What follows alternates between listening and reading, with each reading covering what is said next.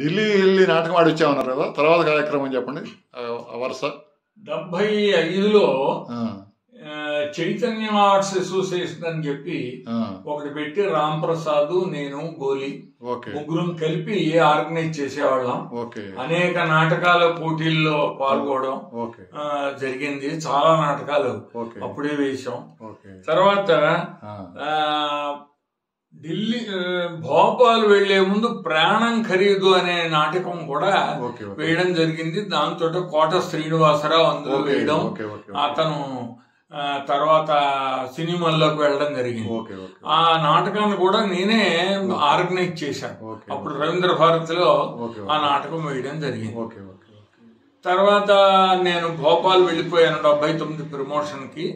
అక్కడ తెలుగు వాళ్ళందరూ కలిపి ఈ నాటకాలు అవి వేస్తారు, ఈయన యాక్టర్ అని చెప్పి తెలుసున్న మీదట అక్కడ తెలుగు వాళ్ళు అసోసియేషన్ ఒకటి పెట్టాలి ఉంది, కానీ దానికి సరి అయినటువంటి కార్యక్రమాలు జరగడం లేదు అని ఉద్దేశంతో ఒక కొంచెం పెద్దదిగా చేసి ఎక్కువ మందిని చేర్చుకుని అక్కడ ఆంధ్ర అసోసియేషన్ అనేటువంటి దానికి స్థలం సంపాదించడం, ఆ తర్వాత ప్రతి సంక్రాంతికి ఉగాదికి పాటల పోటీలు, పాటలు, సాంస్కృతిక కార్యక్రమాలు, నాటకాలు అరేంజ్ చేయడం, ఇవన్నీ అక్కడ ఉన్న వాళ్ళకి తర్ఫీదు ఇచ్చి పాటలు కూడా టేప్ రికార్డుతో వాళ్ళకి నేర్పించి, మ్యూజిక్ వాళ్ళకి కూడా తెలుగు ఎలాగ చెయ్యాలో వాళ్ళకి టేపులో వినిపించి వాళ్ళకి నేర్పించి నేను ప్రోగ్రాములు అక్కడ ఆర్గనైజ్ చేస్తాను. అప్పుడే స్వరమాధురి అని 81లో ఒక సంస్థని, ఈ పాటల ప్రోగ్రాంలు అవి మనం తయారు చేస్తున్నాం కదా, దానికి ఒక బ్యానర్ ఉంటే బాగుంటుందని స్వరమాధురి అనేటువంటిది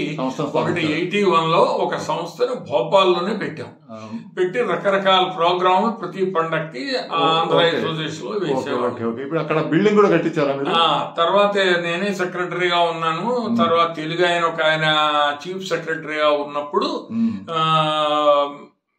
అర్జున్ సింగ్ చీఫ్ మినిస్టర్ గా ఉన్నప్పుడు ఆయన్ని కలుసుకొని ఒక స్థలాన్ని సంపాదించి గవర్నమెంట్ నుంచి ఒక 10,000 అడుగులు స్థలాన్ని సంపాదించి ఒక బిల్డింగ్ కూడా కట్టడం, దానికి ఢిల్లీ నుంచి కూడా మినిస్టర్స్ వాళ్ళు రావడం అది జరిగింది. కమ్యూనికేషన్ మినిస్టర్ ఒక ఆయన ఉండేవాడు మన ఆంధ్ర నుంచి, రెడ్డి గారని, ఆయన కూడా అక్కడికి వచ్చాడు. జైపాల్ రెడ్డినా? కాదు, పూర్తి పేరు గుర్తు రావట్లేదు. తర్వాత శారదా మందిర్ అని చెప్పి అదే అసోసియేషన్ ప్లాట్ లో సైట్ లో ఒక మందిరాన్ని కూడా కట్టించాం.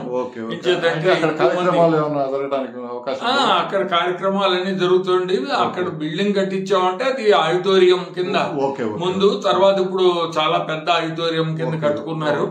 అది అందులో రవిశంకర్ ప్రోగ్రామ్స్ కూడా జరుగుతూ ఉంటాయి. తర్వాత ఈ ఊరు వచ్చేసాం. ఈ ఊరు వచ్చిన తర్వాత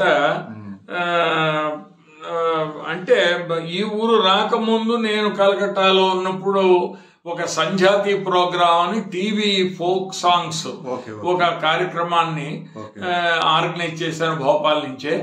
దాంట్లో తెలుగు వాళ్ళందరూ కూడా ఫోక్ సాంగ్స్ నా అంటర్లో పాడారు. అది భోపాల్లోను ఢిల్లీలోను చాలా సార్లు టీవీలో రిలే అయ్యింది. తర్వాత హైదరాబాద్ వచ్చేసిన తర్వాత కొంచెం నాటకాలు అవి కూడా తగ్గించేసి, ఎందుకంటే మనం మరి ఆఫీసర్ అయిన తర్వాత మనకి ఖాళీ ఉండదు కదా, ఇన్స్పెక్షన్లు అవి డ్యూటీస్ ఉంటాయి అని చెప్పి నాటకాలు వేయడం కొంచెం తగ్గించేసాను. కానీ ఈ స్వరమాధురి ప్రోగ్రామ్స్ మాత్రం ఆర్గనైజ్ చేస్తూ ఉండేవాడిని. తర్వాత పిఎంజి ఆఫీసులో పనిచేస్తున్నప్పుడు అక్కడ స్టేజ్ కూడా రీమోడల్ చేసి రీఆర్గనైజ్ చేసి రెనోవేషన్ చేయించి, తర్వాత ఒక గంగా జలం అనేటువంటి ఒక నాటిక రాసి మన పిఎల్ఐ దాంతో దానికి ఆ నాటకానికి సమాప్తి చేయించి, ఆ పిఎల్ఐ అడ్వర్టైజ్మెంట్ కింద కదా పనికొస్తుందనే ఉద్దేశంతో ఆ గంగాజలం అనేటువంటి నాటకాన్ని కూడా ఆఫీసులో మన వాళ్ళతో ప్రదర్శించడం జరిగింది. తర్వాత రిటైర్ అయిపోయాను.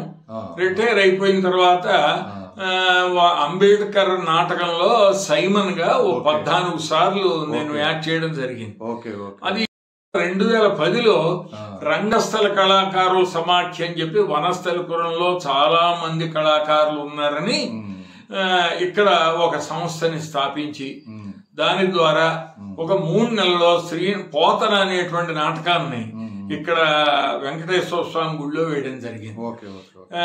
ఈ వెంకటేశ్వర స్వామి గుడిలోనే ఉండగా మన స్వరమాధురి పాటల ప్రోగ్రాం ఆర్గనైజ్ చేస్తుంటే ఒకసారి కేవీ రమణాచార్యులు గారు వచ్చి, మీరు ఇది దేవాలయం కదా వెంకటేశ్వర స్వామి గుడి, ఇక్కడ భజనలు జరగాలి అని చెప్పి భజన ప్రోగ్రాంలు ఏర్పాటు చేయండి అంటే, అప్పుడున్న ప్రెసిడెంట్ గారు లక్ష్మయ్య గారు, రామ్మూర్తి గారు ఇప్పటికే చాలా ప్రోగ్రాంలు ఇక్కడ చేస్తున్నారు మా వెంకటేశ్వర స్వామి గుడిలో అని చేత ఆయన చేతనే ఈ కార్యక్రమాలు నడిపిస్తామని చెప్పడం, తర్వాత అన్నమయ్య సంకీర్తనలు చాలా మందికి నేర్పించడం, ఒక 3-4 ఏళ్లు వెంకటేశ్వర స్వామి గుడిలోనే పిల్లలకి పెద్దలకి అన్ని వయసుల వాళ్ళకి కూడా అన్నమయ్య సంకీర్తనలు పాతవి కొత్తవి, దాంతో పాటు మిగతా త్యాగరాజ కృతులు అవి ఇవి కూడా రకరకాల భక్తి కీర్తనలు నేర్పించడం, ప్రోగ్రాములు ప్రతి నెల 3 నెలలకి అన్ని కార్యక్రమాలకి ఇక్కడ అన్ని గుళ్ళల్లోనూ కూడా ఏర్పాటు చేస్తూ వచ్చాం.